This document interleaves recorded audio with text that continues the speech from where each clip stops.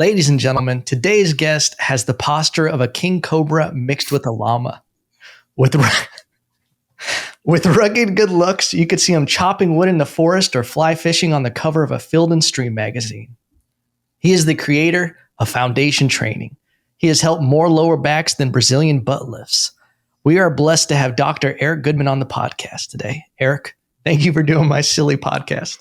Thank you for finally giving me the recognition I feel that I deserve.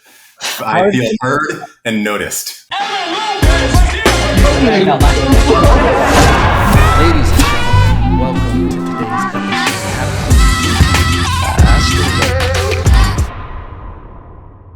episode. You had, like, when I first met you, these luscious locks, and I'm like, dude, this guy just came into the sauna from chopping wood. You just yeah, I got to get those back. I don't know what's going on with my hair anymore. I'm the type that forgets to look at what's happening occasionally. Yeah. It is easier sometimes just to shave it and just be like, all right. That's why I shave it. I shave it because it's just easier. It's just something that then you don't have to think of, and it makes life. There's one less thing to think about, which is nice. Yeah. So. But in all honesty, we met in a sauna years ago. One of the legendary sauna talks, that was like something I've always loved to do, is just meet people in the sauna.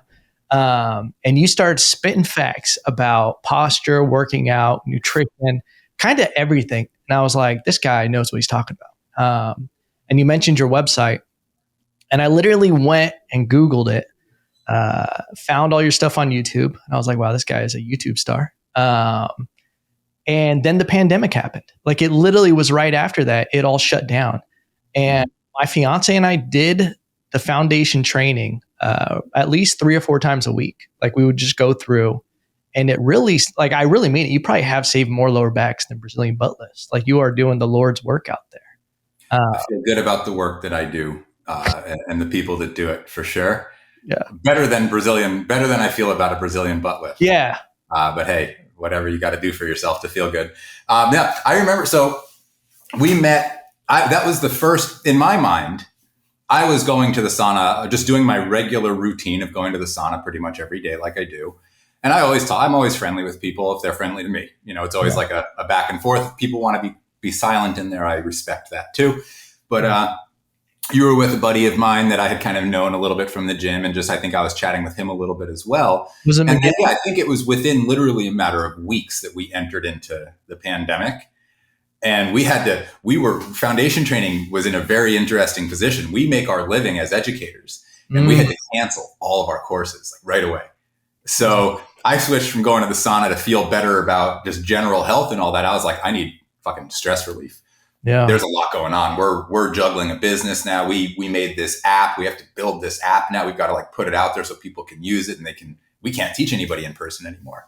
Oh crap. I've got employees, man. I've got overhead. I got some real things. Yeah. YouTube is our avenue of advertising. That's all. We don't make money from YouTube. Our living is made through Foundation Training and through education and books and helping people. So we had to scurry, man. And I like to think that those saunas, like, it used to be, I would go into the redwoods. I wouldn't necessarily chop wood, but I would go mountain man. True, I knew it. Let that one ruminate, just let that image go a little. But because I would literally, if I had crazy decisions to make in my life, I would go up north in California. I would go into the redwoods. I would just kind of, like, walk for a while. Before I got married, I thought about doing that. Before I switched over the people that I was in business with, I did that. There's a lot of different decisions in my life. And then when I started doing the sauna, maybe 6-7 years ago, that became my go-to for clarity. Yeah. And I've also found that the people that I've met over the years, I find that high-minded people tend to go to saunas.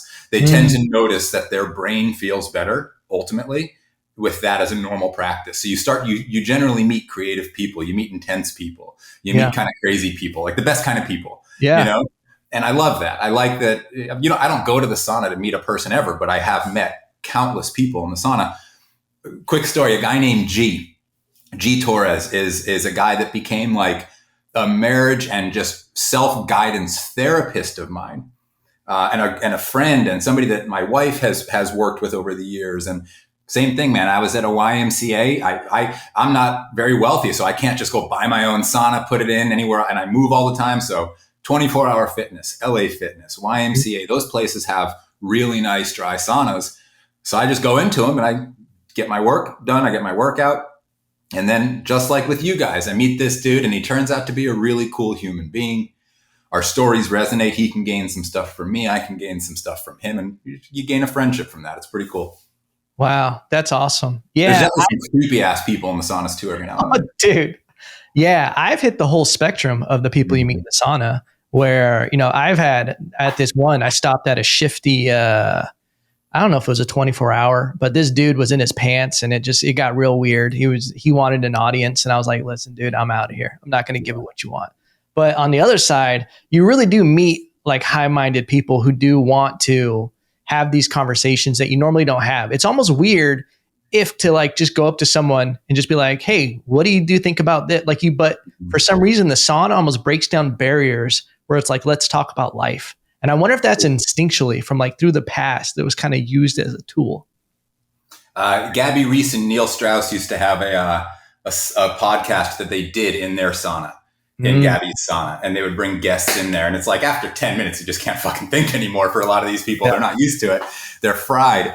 So it was a good idea that I don't think it really lasted. But the whole idea is like it gets the truth out, sort of. Yeah. You come to a point where all of a sudden it's like going for a run and having a conversation. Yeah. You get to a point where you kind of get through the BS and you just start to have pretty pointed conversations because you're breathing a little heavier, your heart's rating a little faster. You're literally getting more oxygen to your brain. So there is this element of high-mindedness in a sense, like you're oxygenating, you're better blood flow. It's making your brain work better. It's waking you up a little bit. It's all good things. You get that euphoria. You get those the neurotransmitters that just make you feel a little bit better. Those cannabinoids, like all those things. They're all stimulated by deep, intense heat for 15 to 30 minutes.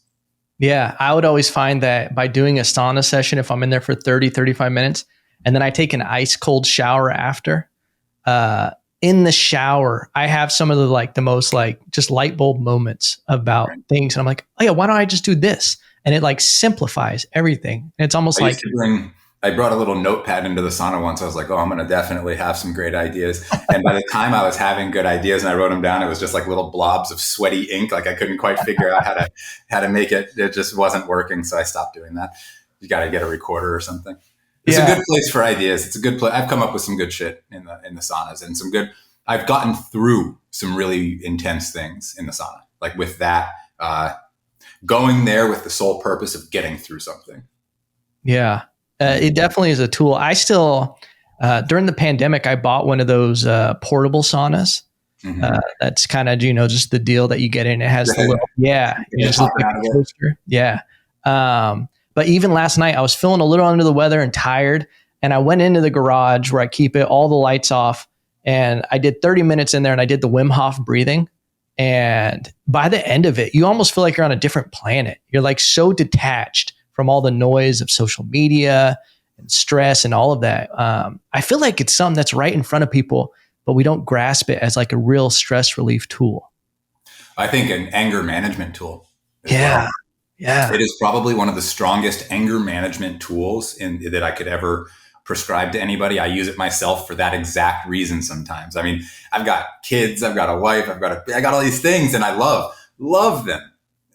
But the other side of that is occasional frustration. And then that kind of builds on the frustration of the business can build on family. You have to have really legitimate outlets. And not every outlet has to be like, I have to force myself through this exercise process. I have to go, sometimes you can just sit in a really hot sauna and just let your body have to force its way to remain cool. And in that challenge and in satisfying that challenge for the body comes that surge of hormones that doesn't dissociate you from the anger like a drug would or like a antidepressant would or like alcohol would. It doesn't dissociate you. It associates you with it and it lets your stress level meet it from physical stress instead of from mental stress, and the two come down together. And it's a beautiful relationship builder.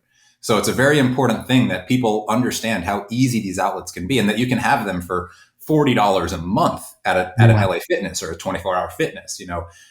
These aren't rich man games that you can get the really nice ones. And they're often thought of as like, oh, I can't, that's like a higher end type thing. And it's like, no, they just need to be in every health club. They need to be at every fire station. They need to be at every police station. Quite frankly, in places that have a lot of mental health issues or a lot of mold issues, there should seriously be community initiatives to get hot saunas that the community can use to detoxify, to help the mental health levels stay a little bit more moderate, because that's our natural mechanism. Our natural mechanism is sweating shit out and getting our heart rate up, and that helps us come down. That's genius. I haven't even thought about that for mental health, having this become like less of a taboo gym thing. People always think just like guys hanging out in towels and saunas, but it's like, it should be a regular thing. You know, since I turned 40, but now I've been doing saunas a lot longer than that. But one thing I did start doing is Jiu Jitsu when I was around 40. And I found I'm married. I have a relationship. I am always around people, but I was noticing that I was really missing the tribe feeling. Yeah. Like the sensation of just sitting down with the guys and chatting and bullshitting. And then with Jiu Jitsu, just rolling around a little bit, getting that stuff out, getting that anger out, getting that intensity out, whatever it might be. My driver for creativity has always been like a little bit intense. Yeah. Almost dramatic to a degree. Then the outcome is creative. So with heat and with exercise and with breath work, like Wim Hof you mentioned, you have these other mechanisms to hit that drama level. The same hormonal stew in the body can be hit with exercise, with heat, with these different things. So it's really hard to be a male. I don't have the experience of being a female, but it can be really hard as you get older to be a male and to keep check of everything across the board. Your sense of self, your sense of humility, your ego, your sense of community, your desire to be within a community, your desire to go away from people, your desire to be all these things are juggling acts. And you can try to like manage each one. And if you go the route of the pharmaceutical industry, they've got a recipe for every disaster that happens in the body. But you also have sort of like these clean cure-alls that don't cure anything, but they help a lot. Yeah. So I'd say maybe a better term is help-all. The sauna is one of those help-alls. And when people, I have definitely told people that have had suicidal thoughts, get your ass to the sauna. The second it starts, man, just go. I'll pay for the membership for you if you need it, dude, if that's what the problem is. Because what happens is they get addicted to it. Yeah. And it becomes something they can turn to, and now there's so much research that backs all these things up, but I didn't do that research. It's just, if you go enough, you feel what the research expresses. Yeah. Your mind feels better. Your organs feel better. Your body feels better. Your energy feels better. You sleep better. And quite frankly, as a guy who has an intense mind, it helps you mellow your intensities in both directions, the up and the down. It keeps you a little bit more even. It's really nice. Wow. So have you been someone this is something I'm always trying to work on, being efficient and balanced and kind of stabilize things. Have you always been into kind of living your life that way, where you want to go to the redwoods and kind of disconnect and think through things or is this all because when you were younger, you weren't that way, but you were like, I need to get this way? Probably a little bit of a combination. So I've always been what I would consider an intense person. Yeah. Mentally. Yeah. I've had high peaks and valleys. Yeah. So by the time I was like 15, 16 years old, I was already like cooking my own food. I didn't want to eat what other people were eating because I was noticing that the food was affecting me. So I started eating like chicken and rice and vegetables and just making my own food from then. So that was like my first attempt at balancing out my health, which it was very clear from a young age that when I don't feel well, it starts kind of at my abdomen and then it goes right to my head. Right. And the two are connected. So I didn't understand the science of it. I didn't understand anything like that. It was just correlation. So I started eating better and I started exercising. 15, 16, 17, 18, 19, 20, 21, 20 to 25 or 26. I was like in the gym, in college, eating, in grad school, eating like a bodybuilder kind of, but not bodybuilding per se, just working out. I was playing water polo or ice hockey at any given time throughout that decade. And when I would train well, I was more balanced. Yeah. When I didn't exercise, I was very imbalanced. I learned that really quickly. I need an energy outlet to stay happy and feel like a semblance of kind of drive forward. I adapt quickly in either direction. So if I'm sedentary, I adapt quickly to sedentary. If I'm very active and kind of gung ho, I adapt very quickly to adapt to active and gung ho. So I've noticed that like almost like an energetic shape shifting that I have. I have two shapes. Yeah. I had kind of fat and slow, or I had strong and fast. But that was it. I had fat and slow, or strong and fast. And it was like every week would be a different one. I had a very drastic metabolic energy shift for a lot of years in my life, like mood swings and exhausted one day, too much energy the next day. Yeah. I couldn't find the rhythm. In my mid to late 30s, I found the rhythm far better through the work I teach with foundation training, through having to be healthy enough to be able to teach that work, because there were a couple times that I was very energetically, it was extremely challenging to teach a certification course without getting sick afterwards and stuff like that. So I had to start getting myself healthy. Then I had a kid, and it was like, oh, I got to figure this shit out. Yeah. I can't have these swings, man. I can't be on a swing anymore. I have to push it. I can't be on the swing anymore. So that switch of necessity led me to, I was always doing the sauna to this point. And I was kind of doing it more and more, probably like 34, 35. I started, then by 37, I was daily type thing. And then I also, I really started to dial in my diet, and I really started to train differently. I started Jiu Jitsu. I took weightlifting more seriously than I had in a lot of years. I kind of got back into, I was always training, but I got back into, I'm going to do kettlebells for real. I'm going to do deadlifts for real. I'm going to do squats and presses, just like the fundamental basics of lifting. Yeah. And that really helped my hormonal health. And each of these things is like a lever that you can switch as you get a little older, that is naturally available to you. And I just keep trying to find those levers. That's my job on this earth, is to find those levers the best I can, and then kind of subtly in a few different iterations explain those levers to people so they can find them too, and they can get those benefits if they haven't yet found them. For the first one I did, it was back pain, it was hip pain, it was like this postural remediation tool.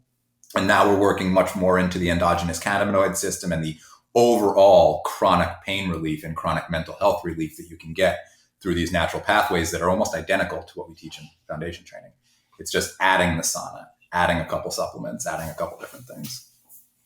It's amazing what you guys do. You guys are one of the first, and I'm sure there's others out there, that it's no bullshit. It's straight. It's only quality. You guys are just giving value to people. And it's, I've, seen the program, and I've gone through the videos, and I've done stuff, and everything is so detailed and so much value. Thank you. Yeah. And because you see tons of workout things, and all these get, ripped quick courses, and everybody wants a quick pill, but it's like, the game is longevity. The game is trying to stay as healthy for as long as possible. Mm-hmm. And someone like me, I'm at the point, I'm 34. When I was in my early 20s, I would just do crazy shit. I could just keep revving the system all the time.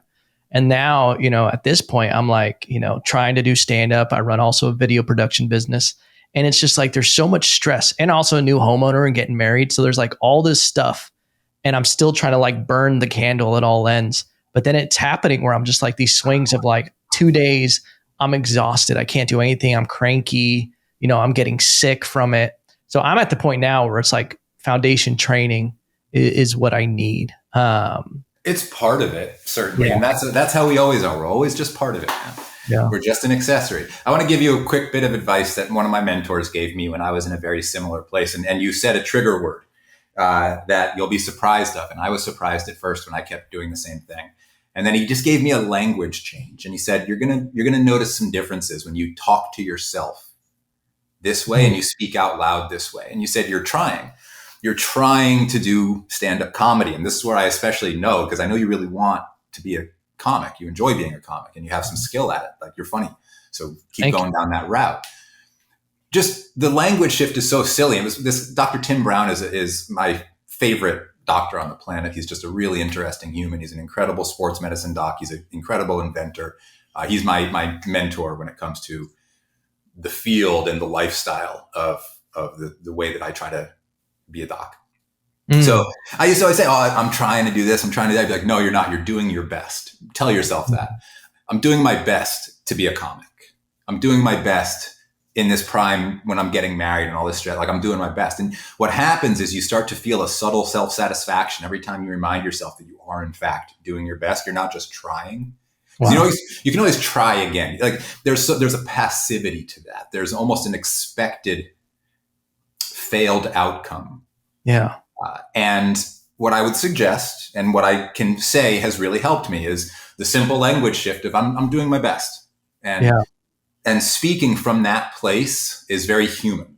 And I don't know, there's something that happens. I can't explain it, but I have gone through it personally. Yeah. And in my personal relationship, in my marriage, with my daughter, with my parents, when I use the language, I'm doing my best. With my business partners, I'm doing my best to get this across, that across, changes it. It's cool. Wow. I love that. And I appreciate that. It definitely is something that I even catch myself doing. I mean, everybody has things, and it does feel like a cultural thing, a social media thing, that it almost makes you feel like there's so much toxic information out there, and this hustle and grind culture, and you have, it almost puts so much stuff on people. So I don't know where I caught that language from, where I just, I'm trying, and it's just small. It's the language of overwhelm. Yeah, exactly that. Yeah, I'm trying my best, man. I can't do anymore. It's almost like a defensive-ness to yourself. There's nothing wrong with it. Hey, whatever. Just do your best to do your best, kind of idea.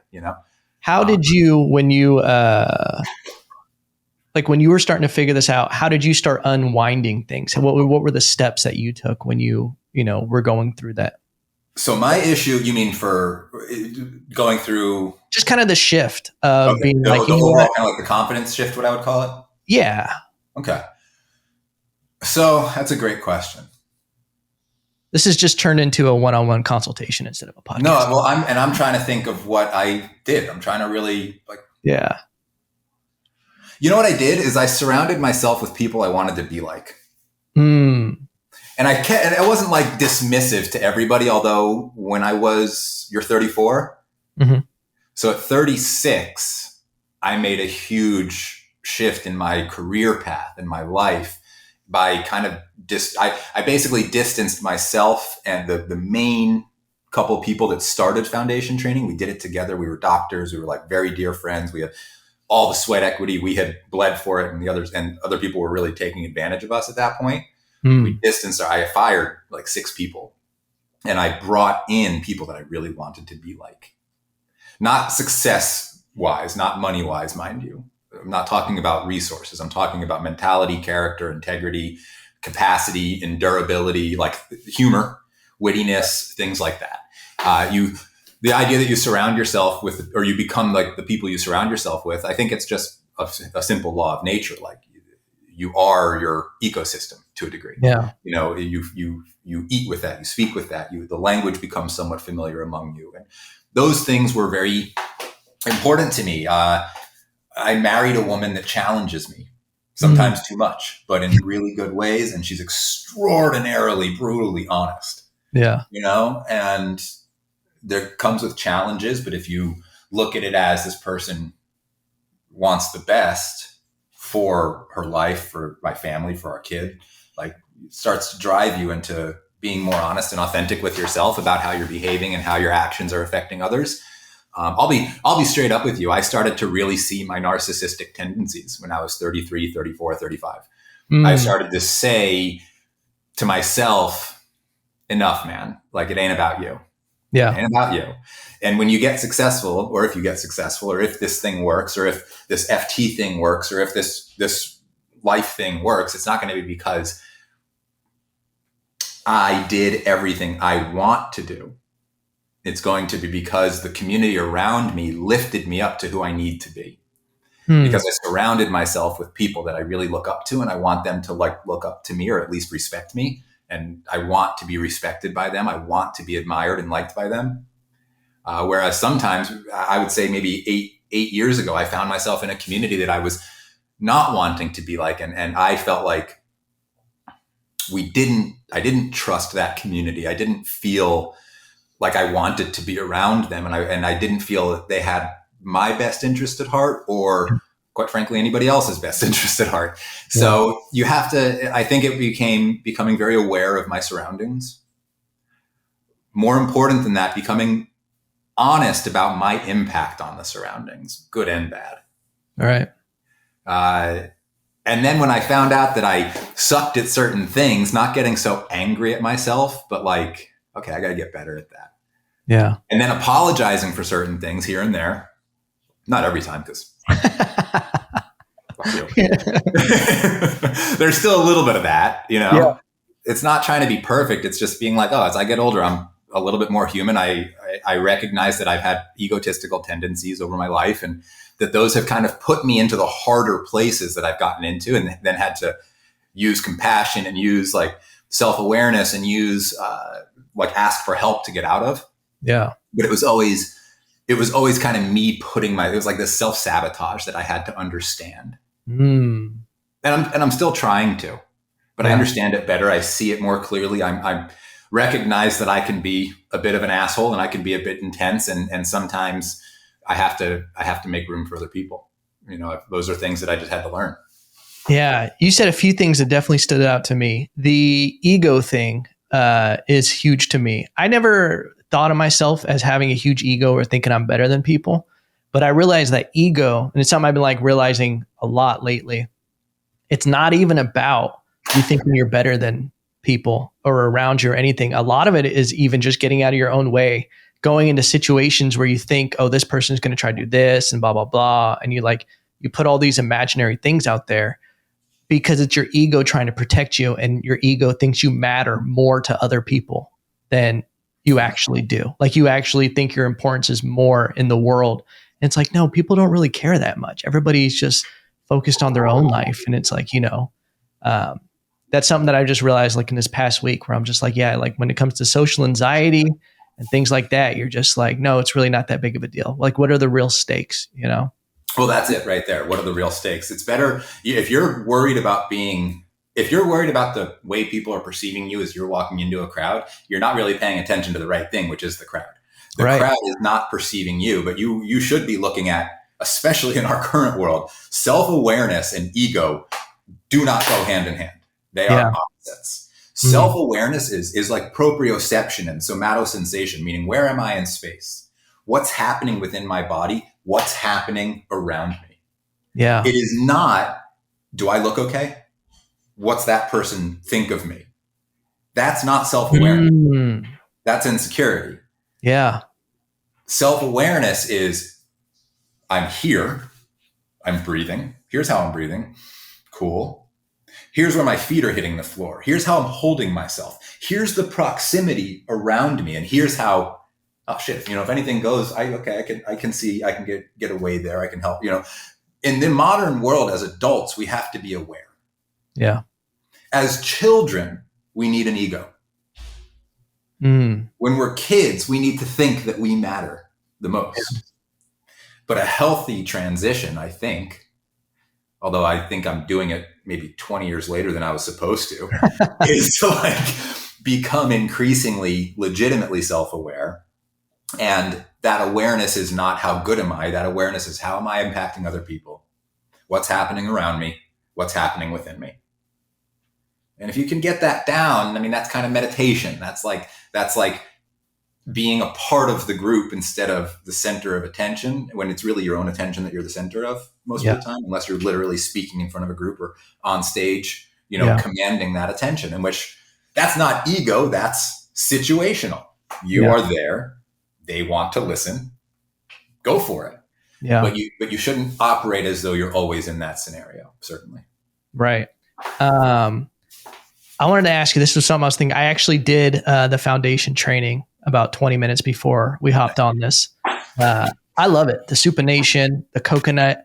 I don't know what it is, but it's something I think of all the time when I do your workouts.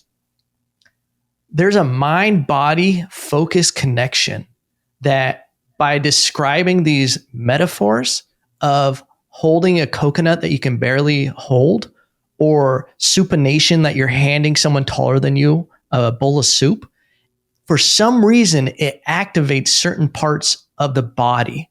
Or when you're like spread the toes and feel them like pushing into the ground, like you're grabbing the ground, is, I mean, it's obviously on purpose, but is there a mind body connection that people aren't aware of to activate these muscles?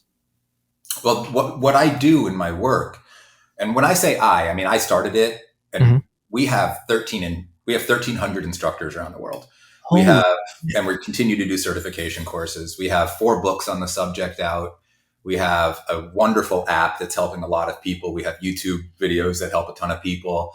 So we have this thing, this foundation training thing is an education protocol. What we're educating is called somatosensation, the sense of the body. Somato means body, sensation means like your ability to feel, obviously. What is lost in the more input we get from outside of us, the less we understand what's happening within us. It's like a competing attention. Yeah.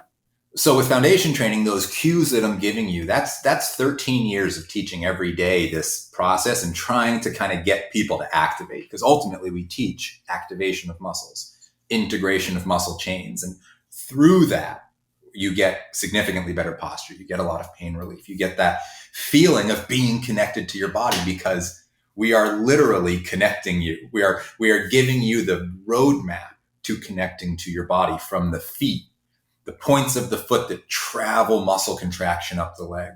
And then right when you think you're about as high up as you can get, we pull the rib cage away from that, giving you this central expansive tension that you haven't felt before. Then we take the head and chin. Then we're pulling your body apart from center. And as it pulls apart, you feel the fascia, you feel the organs, you feel the muscles, you feel the space, you feel the lung volume.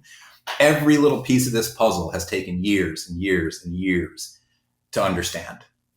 But to get my not very complex brain, I could never be an emergency room doctor. I could never be an oncologist or a cellular biological doctor that has to be meticulous and so accurate to the cellular level.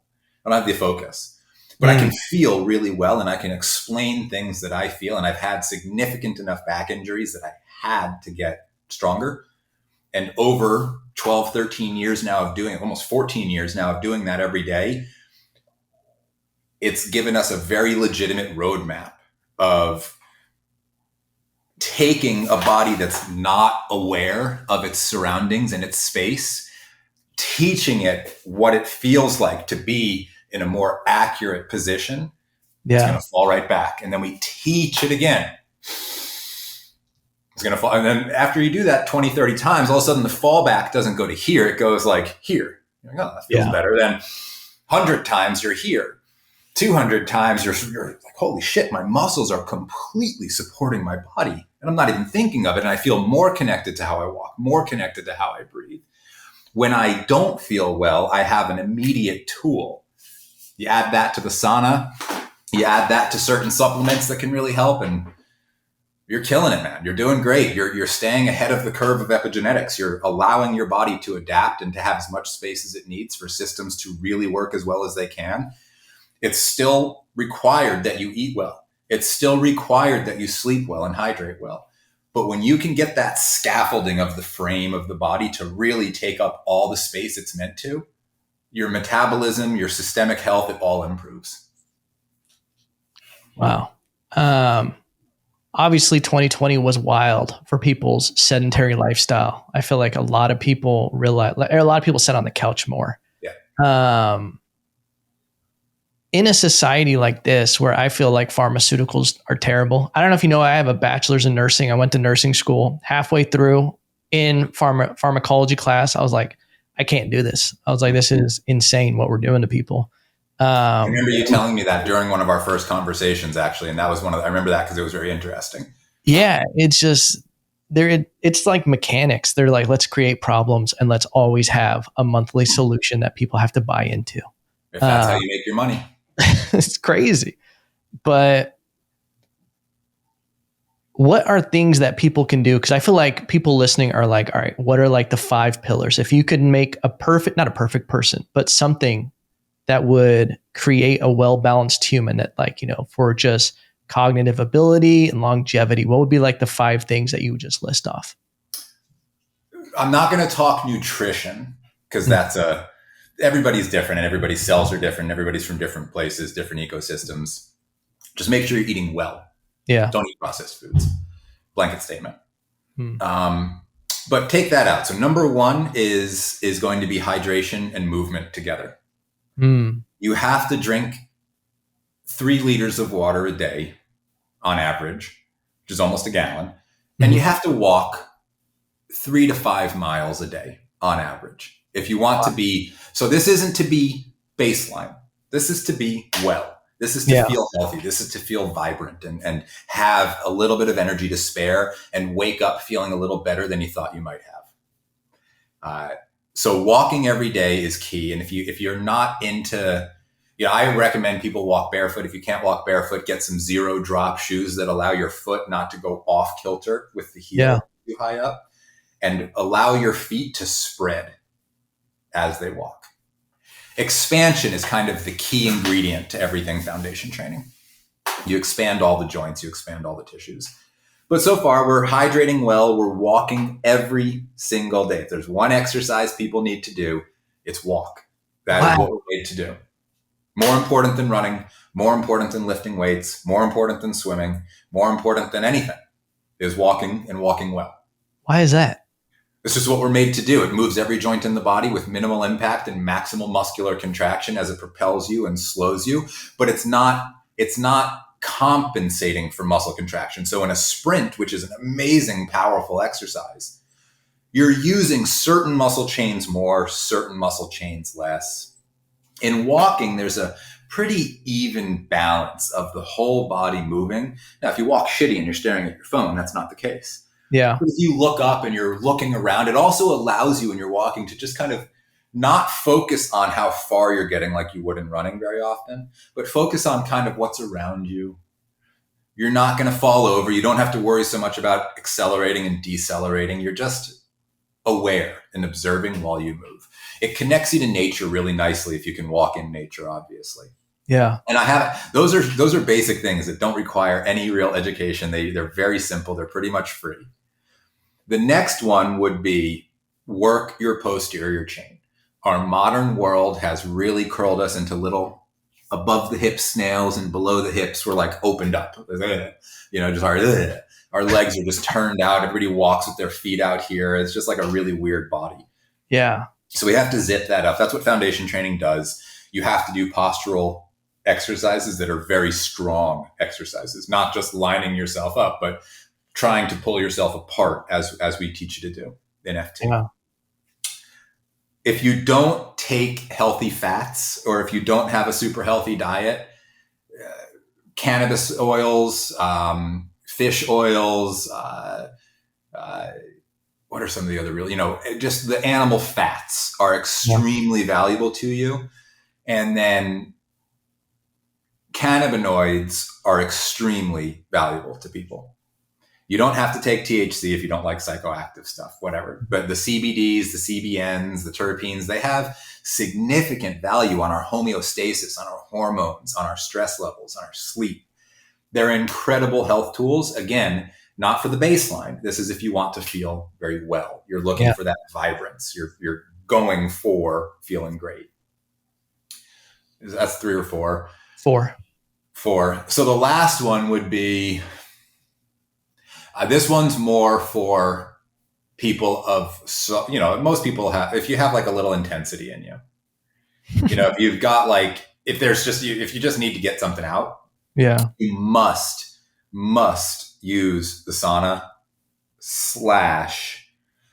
/ get a high intensity output hobby. whatever that is, sprinting, triathlons, surfing, climbing, playing the drums. You know, you don't even have to be an athlete for it, but something that's going to just get you moving and kind of get your heart rate up pretty high. Your heart rate has to hit 120 every day. 120 is not very high, but that's about where you're going to get after 15 minutes or so in the sauna. Yeah. You want to be between about 120 and 160 for brief bits where you're feeling that intensity, but you don't necessarily want to stay there very long. But the need to have that happen is of human need. You have to practice stressing the body to some degree. Do you hit the sauna every day? I'm sorry, cut you. Do you hit the sauna every day? 5 to 7 days a week, yeah. Wow. So are you working out every day, or you're just getting your heart rate there every day? I probably train, between all my training styles and stuff, like all the things that I work on, and it's not like hours and hours and hours a day, but I'm always doing something and I'm always very active with clients. My workouts are usually, I keep 2 heavy kettlebells in the backyard. I have a big pull-up bar. So I do a lot of the stuff here. I might spend 15, 20 minutes on a workout and that's it. Yeah. And then go to the sauna. But on a lot of days, my exercise is like a couple hours of walking, lifting my kid up 100 different ways. You know, maybe just lift the kettlebell for grip strength. Just lift it. That's all. Not even going to lift it a bunch of times. Just lift and hold a little bit. It's not so much the pattern or the protocol of the day. It's like the pattern of doing resistance on a regular basis and always testing the body just a little bit. So I don't necessarily work out every day, but I test things on a pretty much daily basis. It's not always the same thing. Sometimes it's how long can I hang? Sometimes it's what can I lift? Sometimes it's can I run? You know, just different things like that. So you're like always doing like almost like muscle confusion where you're always adapting to new things. So you don't get I'm not in a gym very often. I'm in a gym every now and then. And I've been getting much more into Jiu Jitsu. So that's now about 3 days a week that I've been pretty steady with that. Yeah. But that will probably drift 2 days a week. And then that will be like the maintenance of that while I'm doing it. Yeah. You mentioned earlier animal fats and stuff like that. How do you feel about seed oils? That's something that I've been seeing a lot recently. Yeah, me too. About the danger. I don't understand, man. Everybody has a fucking opinion on nutrition. I don't understand it. I've been studying nutrition since I was 15 years old. I'm 41. That's 26 years. You know what I know? Nothing. It keeps changing. Actually, that's not true. I know one thing. I don't know nothing. I know one thing. Processed food is bad for us. And that's the thing is like, what's labeled as processed food now? Does it come in, cereal, pastas that aren't like handmade from good wheats and things, breads that aren't, if you go to a bakery and they baked you that bread from a good flour, from a good, it's minimally processed. It's not as bad, but it's still processed. Lunch meats are somewhat processed. There's different degrees. There's heavily processed. There's minimally processed. I'll just straight up say the healthiest people don't eat very many processed foods. Right. That's it. And if you're ever trying to fight disease with food, the first thing you got to do is get off all the processed foods. You shop in the vegetables, you shop in the meats, you shop in the fishes, you shop in the cheeses and the raw dairies or the very healthy dairies. You shop in, maybe some quinoa, maybe some good rices, maybe some basic pastas if needed. But you don't want very much man-made stuff when it comes to foods, and it's not going to kill you. I'm not of the thought process that if you're eating processed foods and fast foods, it's just killing you the whole time. The body's very adaptable. You're just allowing your body to adapt to a very low glass ceiling of health. That's all. Yeah. Your efficiency, your sensation, your sense of well-being is very likely not where it could be. That's all. You also mentioned cannabinoids, I believe they're called. Cannabinoids, herbs. I've been actually starting to get into microdosing with mushrooms, and I'm enjoying it so far. I don't know, is that anything that you've ever gotten involved in or support? Yeah. So, hi, kiddo. My daughter's. So I've been a huge fan of cannabis for over 15 years.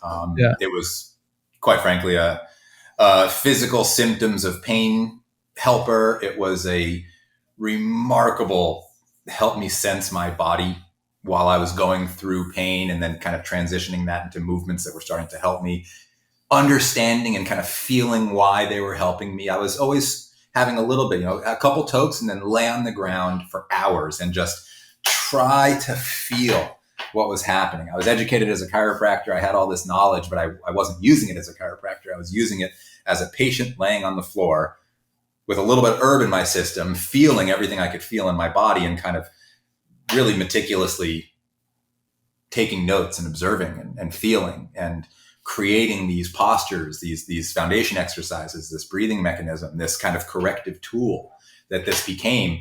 Cannabis was a huge part of that every day from 2006 till noon today.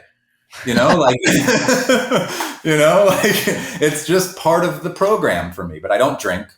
Yeah. I always feel like I need to qualify that. Like I don't use any other substances of any kind in any way, shape, or form. I've played with mushrooms a handful of times over the years, and I feel that they were always really fun and helped me get to kind of like a philosophical assertion of something I was dealing with. Yeah. But hey, Sonny, baby, please stop. Thank you. I know you want to, honey. I'm on a call. I'll be done soon.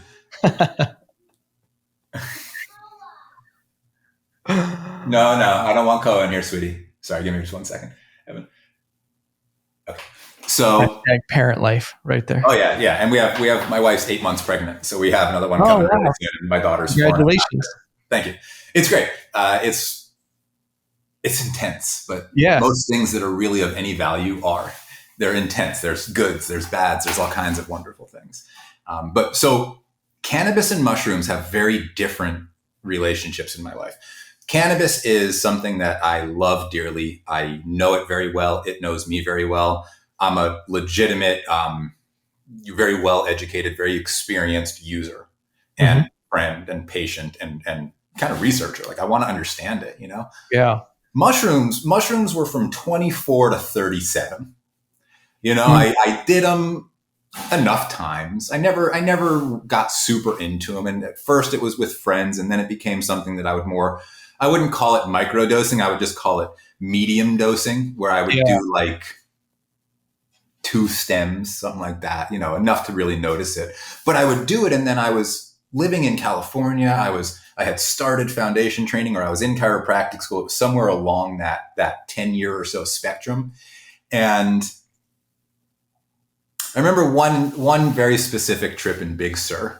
I was in Big Sur, and I just remember being in this giant nature of Big Sur. The wind was blowing, the seagulls were all around the beach. And I just remember looking around being like, it's not that you don't matter. It's not that I don't matter. It's that all of it, like that bird, I remember trying to see from the bird's perspective what the world looked like.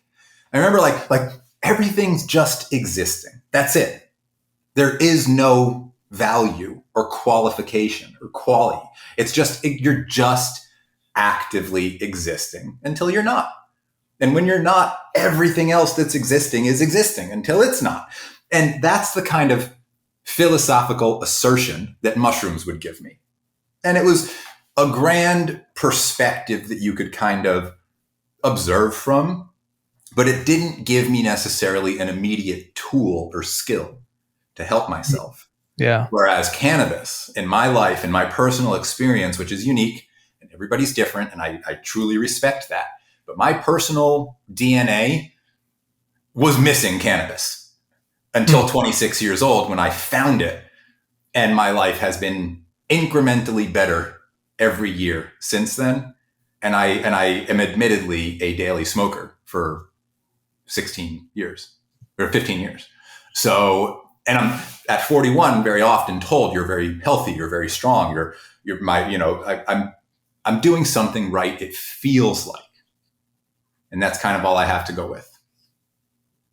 That's awesome, man. Yeah, there definitely is a lot of bad things. It's gotten, I mean, probably more than me about the bad rap that cannabis has gotten in our society and the things that it's fought against. And it seems like now people that use it are real assholes, and they do terrible with it. And they sit there and they just get lazy and they eat potato chips and they watch TV and they give the whole thing a bad rap because they're using it wrong. Yeah. How How is that something? Because that's what it feels like. You are disciplined in the sense of the pull for social media. You seem just overall disciplined. Have you always been this way? I'm not. I mean, it depends. I know a lot of people a lot more disciplined than me. Yeah. So it depends who you compare yourself to or whatever. But I haven't changed very much in my life. I've always been a pretty, I say intense because it's really one of the better ways to describe me. I've always been kind of intense and I've always had to figure out ways that I could improve that element of myself for myself now. It used to be because I wanted to fit in and I wanted to be, when I was young, like we talked about, like I cared about what for brief moments, I thought people gave a shit about who I was or what I was. And then when you realize that, no, it's really all about how you feel inside. And that's when my discipline, I think, turned more to what's going to help me feel well personally. But I mean, I use social media. I do that stuff. Just, I know people that use it a lot more differently, but there's not anything special about me. I'm just very good at feeling things and then translating them to people. Okay. The reason why I ask is because the idea of, I'm someone who loves music. And when I was younger, I would always take a couple tokes and I'd put on an album with just headphones in a dark room. And I would get so into it where I'd start hearing certain parts of songs that I'd never heard before. And it seems like it's something that I feel like society is losing is attention, like just their attention span. Like for you to take tokes and lay down there for hours and to just be like, what am I feeling throughout my body? And to almost like follow a cell through your body. That's like attention is like a superpower. Yes, and I feel like we're in a society. We're in a society that's not, it's not valued, or people are just people's attention spans are imprisoned by social media. If they let them be. At least it's predatory. It feels like everything is trying to go after your attention. Well, there's literally, that social, not the Social Network, that was the Zuckerberg one. What was the Social Dilemma? Is that what it was? Right. Yeah. Like that literally told us to our faces, this is bad. Guys, this is bad. And we're like, we know, but it's so fun. Yeah. Everybody likes what I put. Look. Don't you see? It's so, and like we are victims of our own humanness. We are animals, just like the dog that will eat until it's dead if you let it. The right food. We're animals, man. We have to remember that about ourselves. We're fucking animals. Every one of us, the smartest, most AI-looking person out there, I think, is still an animal. Yeah. If they're not, that's really scary because who knows what it's going to become. But we are, at least to my knowledge, all animals. The answer is out on Zuckerberg if he is a human. I still don't know.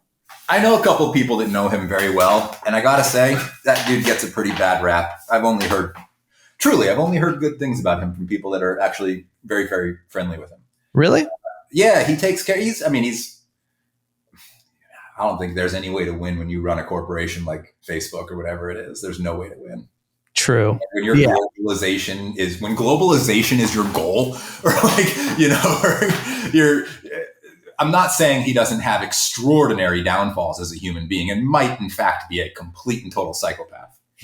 But the experience of the friends that I know that know him is, hey, he's a pretty nice dude. He looks after us, but whatever. That's such a wild thing to have one person in charge of Facebook and Instagram, in the sense of you can actually sway society by a little small tilt of algorithm. It's an insane power that is wielded.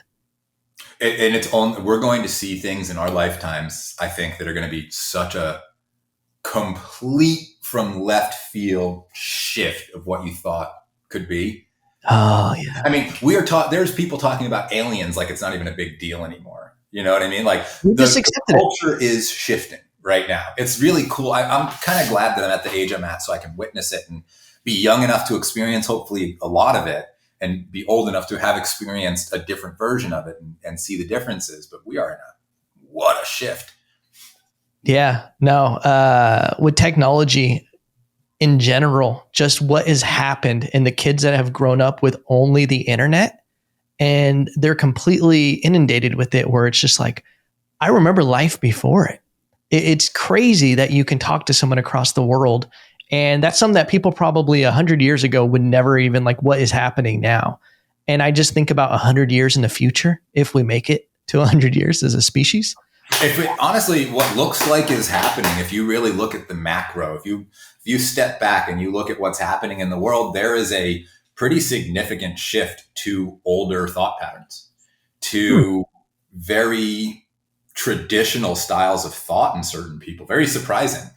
And we might see a complete revolt against technology. We might see people get very angry at this thing in the future. Who knows? Because what happens is we got to get through a few generations of things to see what it's going to do.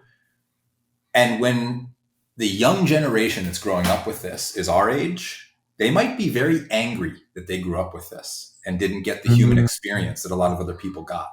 And that's how culture changes, is the people that become in power start to make changes. The jury's out, man. There's a lot of things that come and go, and we'll see what this one is. Technology's only been around for less than half of our lives, the computer style of it, the Wi-Fi, the things like that, you know? It's insane to think that through where the EMP waves, that if something, I forgot what they're called, but they come from space, that they're always like these flares, sun flares, I think they are. There's always sun flares. Yeah, there's something that it could possibly, if it ever hit Earth, would just wipe out all electricity and just create. I mean, I think that would be so easy to happen. Yeah. And it's crazy to me that everybody is just letting go of the skill of being human. Yeah. Because that's the only thing we're going to have to turn to if technology and electricity and things like that become an issue. That being said, we do have other versions of electricity coming. We do have other versions of water cleansing. We do have, the human species is incredibly inventive and they react extraordinarily well to chaos, but it just takes a couple generations for the reaction to occur. You know, I agree with you completely. Something that I've actually been getting a lot into now is hunting and, harvesting meat and stuff like that. Last night I went and shot bows. That's because you live in Texas now. Yeah. Amen, brother. And there's like a level of anxiety. You read about it, about middle school kids, high school, junior high, a level of anxiety, and it's correlated with the rise of technology. And I wonder if there is things in our body that, like our lizard brain of dopamine releases that come with catching a fish, of hunting, of building something with your hands, that they're not experiencing at all, that it's all on this technology that almost feels like it could be whisked away out of nowhere. Yeah, dude, take your dog for a walk versus put a pair of VR goggles on your dog that takes it for a walk. Yeah. One of them, your dog's not really walking. The other one, it is. I mean, there comes a point where you have to do the thing to get the reward. I'm very nervous of the generations I'm very nervous of the kids that grew up for a couple of years completely away from each other, using online classes at very, very instrumental times of their lives. I'm genuinely nervous of what that might do to them. Empathy is probably one of the most important human traits. Right. It's what allows our species to keep going, because we don't have very many real defenses. But empathy and compassion can kind of shift our place in a community, and they can shift the way we perceive people and others perceive people, and it makes us help one another. If we lose empathy, and the thing that seems to make us lose empathy is technology. So that's where I get nervous right there. Just that one measure of empathy. The only people we know as of right now that don't have the capacity for empathy are called sociopaths. Right. So what happens if we breed sociopathy? Wow. So that's the question. And who knows? I could be, I hope I'm wrong. I hope one day, like, that guy's a fucking idiot. But but what happens if that's the case? Because empathy is really what makes things okay. And in cultures where they don't have empathy, it's a bad show. Right. Yeah. That's my thought on that. Is like, I see it in my own kid. Like, you don't want them to become dependent on screens. Right. How has that been going through the pandemic with small children? It didn't change our life at all, honestly. From our personal standpoint, we have always kind of all slept in the same room. The kids weren't, or Sonny wasn't in school yet. Mm-hmm. But we're homeschooling. Oh, okay. So we're always doing. My wife is so on it with Sonny and with education, and that kind of that actually nudged us. Like, we're doing it the way we want to do it. We're going to keep going on this course. Right. We're going to keep at this. And that being said, I don't go to a 9-to-5 job every day. Jen doesn't go to a job. We have time. When I go to work, it gets intense because I usually travel for a few days or a week or so when I go to work. When I teach certification courses, when I work with certain teams or certain athletes, I have to travel sometimes. So that's when it would get a little challenging. But luckily for us, that shut down too during the pandemic. We weren't doing a damn thing. So we were home a lot, and probably fought 30% more than we normally would, just because we're all, there's not really an outlet as much, but you get through it. Some didn't. We got through it just fine. That's awesome. I was actually homeschooled from kindergarten to 4th grade, went to school, got into many fights, got kicked out, and then I went back in high school. But my homeschooling experience was a bit different, where it was just like I was the youngest of 4, and there was like a 5th one of us. So there was just like no attention to I was like a little Lord of the Flies. But I feel like with what is happening in the school system now, I don't blame parents, where I'm just like, I get it. If you don't want this indoctrination, I'm not a weird political person, but like there's some very interesting things happening with curriculum. There's certain things that were very, very commonplace when I grew up, and I went to public school, and little things that I would never have thought about until I became a parent. Circumcising a boy. Little things like that you just don't have to consider ever in your life until you have to consider them. Right. And I'm really glad that I have the capacity for free thought and independent thinking and confidence in both mine and Jen's decisions on how we want to raise our children. Yeah. Because it's a really hard world to navigate, and you don't want to be kind of like at the mercy of what everybody else does and just go. You don't want to just jump in the current for the sake of jumping in the current. Because sometimes that current's taking you to a pretty crummy place of mediocrity when it comes to health, when it comes to well-being, when it comes to decision-making. And I agree with you, man. The indoctrination ain't my thing. Yeah. We want our child to be raised very naturally. Our children, we have another one coming next month. That's awesome. My daughter is 4.5, and she's very intelligent. She's very social. She's very athletic. She loves the world, and she has a lot of compassion. And those are things that we really want to just keep our eye on. I don't know if she's going to go to school when she's older. As she gets older, she'll have a say in the whole thing, Yeah. But we'll see. As of right now, we're sticking close to home. And I have to agree with you. The world has decided on some very piss poor objects in which we should educate everybody on. Yeah. I think you should be part of the curriculum, man, with foundation training. The 5 pillars. Maybe one day we will be. We've had some really interesting success stories over the years, and we are being what I would only consider observed and noticed by some pretty high level. I mean, head of pain management at Harvard Medical School. I'm speaking in March to over 1,000 doctors of osteopathy they invited me as a chiropractor, who I don't practice chiropractic, but that's still what I'm seen as.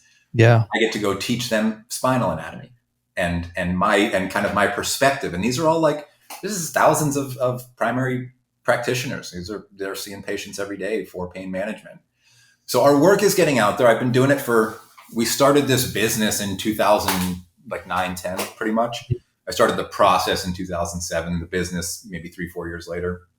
And now just trying to educate everybody we can, but we're getting better at it. And I think that the principles, not necessarily all the poses, not necessarily every single idea, but I think that the basic principle of pelvic anchoring, which is foundation training, and the basic principle of decompression breathing will become part of medical school, chiropractic, physical therapy, general fitness protocols in the future. I really do. I believe that because we have enough people believing that, and some of them are in extraordinarily influential positions. That's awesome, man. I believe it. I'm rooting for you. Thank you for doing my podcast, man. I appreciate this. It felt like a sauna talk minus the sweat. I sweat all the time when I do podcasts. Where can people, if they want to try out foundation training, where can they go and learn about it? So we have, if you can get an instructor, get one. We have 1,300 around the world, maybe 1,320, and we're growing by about 30 to 40 every handful of months that we do certifications. If you can get an instructor, go to our website, foundationtraining.com. We have an instructor locator on there. We have an app. You can go to like Apple or any of those things and you can see the FT app, Foundation Training. You can go to ftstreaming.com. That's where you can, if you don't have the phone app, you can do it on the internet. You can do it on your smart TVs and stuff like that. I've written 3 books on foundation training that were published through HarperCollins, and my wife wrote one called Shaping Your Baby's Foundation. Wow. YouTube videos. We've got countless YouTube videos, and people really get a lot of benefit from them. So it's out there, man. All you have to do is type in the words foundation training, and a lot of stuff comes up these days. Awesome. Dr. Eric Goodman, thank you for your time. I appreciate it. And we'll have to do this again sometime in person. Stoked. Thank you.